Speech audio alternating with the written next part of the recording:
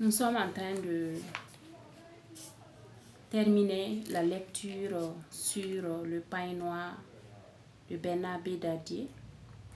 Notons que dans ce récit, il s'agit d'une petite fille qui perdit sa mère dès la naissance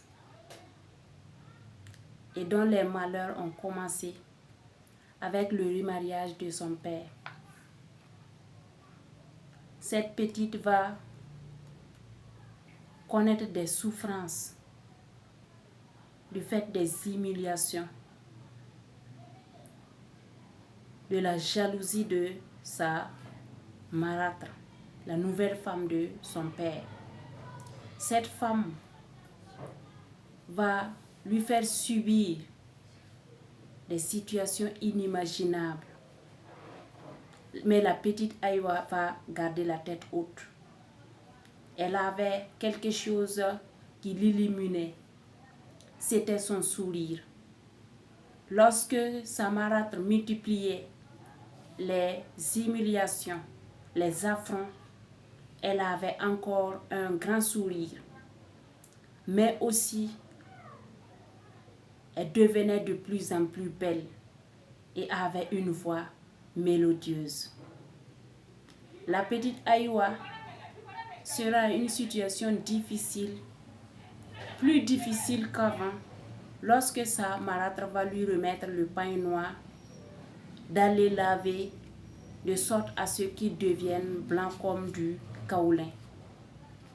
Elle va essayer de laver ce pain dans le ruisseau, mais le pain ne va pas se mouiller. Elle va continuer et trouver un point d'eau gardé par des fourmis énormes, un vautour, mais le pain ne se mouillera pas. Elle ira négocier avec les chimpanzés pour laver le pain à la source, mais en vain. Elle va par la suite traverser une grande forêt, des situations très exceptionnelles et aller trouver une eau limpide, une eau très extraordinaire. Et il est dit que lorsqu'elle plongeait ses mains pour enlever, puisque maintenant elle n'a pas plongé le pain dans l'eau, mais elle voulait enlever l'eau pour mettre sur le pain. Et chaque fois qu'elle le faisait, ses bras, ses mains se brûlaient. Et là, elle va chanter. Elle chante. Elle appelle sa mère. Nous allons lire la suite. Comment sa mère est intervenue. À peine avait-elle fini de chanter que voilà sa mère qui lui tend un pain blanc, plus blanc que le kaolin. Aucune eau n'a pu laver le pain. Aucune eau. Aucune eau. Il fallait que sa mère intervienne. Elle lui prend le linge noir et sans rien dire, fond dans l'air. Lorsque la marâtre vit le pain blanc, elle ouvrit des yeux stupéfaits. Elle savait que ce n'était pas possible. Ce n'était pas possible qu'on puisse laver un pain noir de sorte à ce qu'il devienne blanc. Elle est étonnée. Elle trembla, non de colère cette fois, mais de peur. Ah, celle qui battait l'orpheline, celle qui la faisait subir les humiliations, tremble de peur maintenant. Car elle venait de reconnaître l'un des pains blancs qui avait servi à enterrer la première femme de son mari. Elle a reconnu le pain. C'est Aïwa qui ne sait pas, mais sa marâtre savait que ce pain n'était pas un pain ordinaire.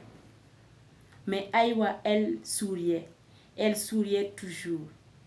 Elle sourit encore du sourire qu'on retrouve sur les lèvres des jeunes filles. Oui. Imaginez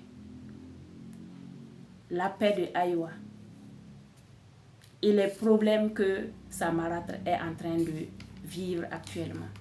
Parce que le pain qui a été utilisé pour enterrer sa coépouse se retrouve entre ses mains. Qu'est-ce qui va se passer? Peut-être que c'est ce pain qu'on va utiliser pour elle aussi, son enterrement. Peut-être qu'elle va s'imaginer tout ça. Et peut-être que ça va arriver. Personne ne sait. De toutes les façons, il ne faut pas faire du mal aux innocents. Il faut reconnaître que Dieu donne à chacun comme il le veut. C'est lui qui décide de la mesure qu'il utilise pour chacun. Et lorsque vous avez votre mesure et que vous ne voulez pas négocier avec les autres, ne tentez pas de prendre ce que ces personnes ont. Parce que vous risquez de vous retrouver dans une situation comme celle de la mère, la marâtre de la petite Aïwa. À très bientôt les amis.